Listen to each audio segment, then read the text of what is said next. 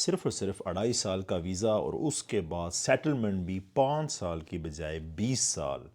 اس کے علاوہ visit visas پر پابندی اور last but not least family reunification پہ بھی پابندی۔ بہت زیادہ نئی چینجز کا اعلان کیا ہے اسائلم ریفارمز کے نام سے یو کے گورنمنٹ نے۔ شبانہ محمود جو کہ ہوم سیکریٹری ہیں اور ابھی انہیں یہ عہدہ سنبھالے چند ویکس ہی ہوئے ہیں، انہوں نے ایک سخت امیگریشن پالیسی کا اعلان کیا ہے اسائلم سیکرز اور ریفیوجیز کے لیے۔ سب سے پہلے بات کی جائے ویزا ڈیوریشن کی، یعنی ایسے افراد جن کو پازیٹیو کیس میں ملتا ہے رزلٹ، یعنی ان کا ریفیوجیز یا پھر اسائلم سٹیٹس اپروو ہو جاتا ہے، تو انہیں 2.5 سال کا ویزا دیا جائے گا، 30 ماہ کا، اور ہر 30 ماہ بعد ان کی نئی اپلیکیشن ان کو سبمٹ کرنی پڑے گی اور اس کو جو ہے وہ چیک بھی کیا جائے گا آیا وہ ابھی تک جو ہے وہ ریفیوجی سٹیٹس کے حامل رہ سکتے ہیں یا نہیں۔ اگر ان کی کنٹریز سیف کہلائی جا چکی ہوں گی اس وقت تک، تو انہیں اپنے ملک واپس جانا پڑے گا اور ان کا ویزا رینیو بھی نہیں ہوگا۔ ڈینش جو نیا ریفارمز ہیں اسائلم کی، اس کی بیس پہ یہ تمام رولز لاگو کیے جا رہے ہیں۔ ایون یو کے گورنمنٹ نے اپنے کچھ اسپیشلسٹس کو ڈنمارک بھیجا تھا کہ وہ ان کے نئے اسائلم سسٹم کو اسٹڈی بھی کریں تاکہ یو کے ان کو اپنے ملک میں امپلیمنٹ بھی کر سکے۔ اس کا مطلب ہے ایک بندہ ہے، اس نے اسائلم اپلیکیشن سبمٹ کی ہے اور اس کے بعد اس کی اسائلم اپلیکیشن پازیٹیو رزلٹ آیا ہے، پاس ہو گئی ہے، تو اس کو صرف 2.5 سال کا ویزا دیا جائے گا۔ اس کے بعد اگر وہ مسلسل اس ویزا پہ ایون رہتا بھی جا رہا ہے، یو کے میں رینیو کرواتا جا رہا ہے، تو اس کو permanent residence ILR indefinite leave to remain حاصل کرنے کے لیے 20 سال چاہیے ہوں گے۔ یہاں پہ ایک بات بہت امپورٹنٹ ہے، یہ پروگرام جو ہے وہ عام امیگرنٹس کے لیے جو اسٹوڈنٹ یا ورک ویزا پہ جاتے ہیں ان کے لیے نہیں ہے، بلکہ صرف ریفیوجیز یا پھر اسائلم سیکرز کے لیے متعارف کروایا جا رہا ہے۔ اس کے علاوہ ایک نیا راؤٹ متعارف کروایا جائے گا، ورک اینڈ اسٹڈی راؤٹ، جس کے تھرو جو افراد ریفیوجیز یا اسائلم سٹیٹس کے حامل ہیں ان کو انکریج کیا جائے گا کہ وہ اس راؤٹ پہ سوئچ کر جائیں، اور اس راؤٹ پہ آنے کے بعد ہی ان کے لیے پاسبل ہوگا کہ وہ اپنی فیملی کو سپانسر کر سکیں، یو کے بلا سکیں، فیملی رینیوفیکیشن ویزا لے کے دے سکیں۔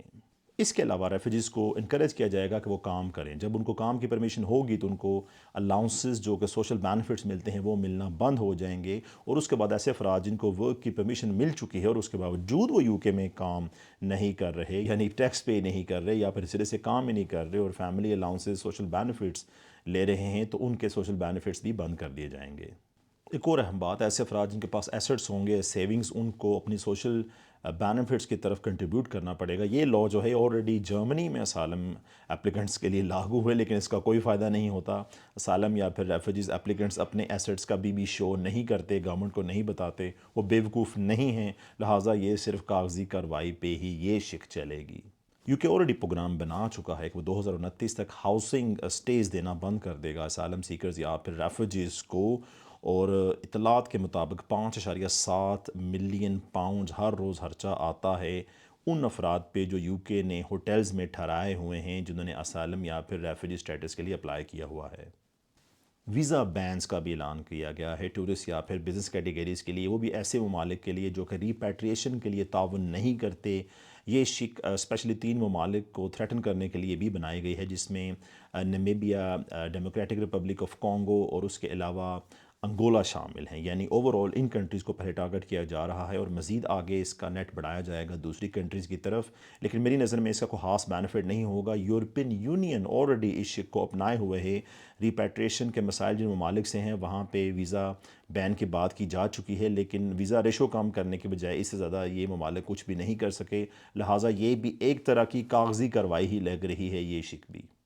اس کے علاوہ انکریزڈ ٹیکنالوجی استعمال کی جائے گی آرٹیفیشل انٹیلیجنس کی شکل میں، یعنی ایسے افراد جو کہ اپنے آپ کو انڈر 18 شو کرتے ہیں، ایج زیادہ ہوتی ہے، ان کے لیے مشکلات بڑھیں گی اور ان کے لیے اپنے آپ کو ثابت کرنا کہ وہ بچے ہی ہیں اب مشکل ہو جائے گا۔ جو عام افراد ہیں، امیگرنٹس ہیں جو کہ ورک یا اسٹڈی ویزا پہ جاتے ہیں، ان کے لیے اسٹل 10 سال کا راؤٹ جو متعارف کروایا گیا ہے وہی قابل عمل ہوگا۔ پالیسیز ماضی میں بھی آتی رہی ہیں، میری نظر میں جن ممالک کی پالیسی کو مستعار لیا گیا ہے، جیسے میں نے آپ کو بتایا ہے کہ ڈینش پالیسی کو مستعار لیا گیا ہے 2.5 سال ویزا لا کے لیے، 20 سال کی پی آر جو ڈیوریشن ہے وہ تو اپنے تئیں یو کے نے بنائی ہے، لیکن اس کے علاوہ جو ایسٹس کی چھان بین ہے، سوشل بینیفٹس کی طرف کنٹریبیوشن ہے ایسٹس یا سیونگ ہونے کی وجہ سے، وہ جرمنی سے مستعار لی گئی، یا پھر ویزا بینز متعارف کروانے کا سلسلہ یورپین یونین یا پھر ٹرمپ انتظامیہ کی طرف سے جو نئے لاز متعارف کروائے گئے اس سے مستعار لیا گیا ہے۔ اور ان تمام ممالک میں یہ کوئی بھی پالیسی پراپرلی استعمال اس طرح سے مکمل طور پہ نہیں ہو سکی اور سکسیس بھی نہیں حاصل کی جا سکی۔ ویسے بھی یو کے میں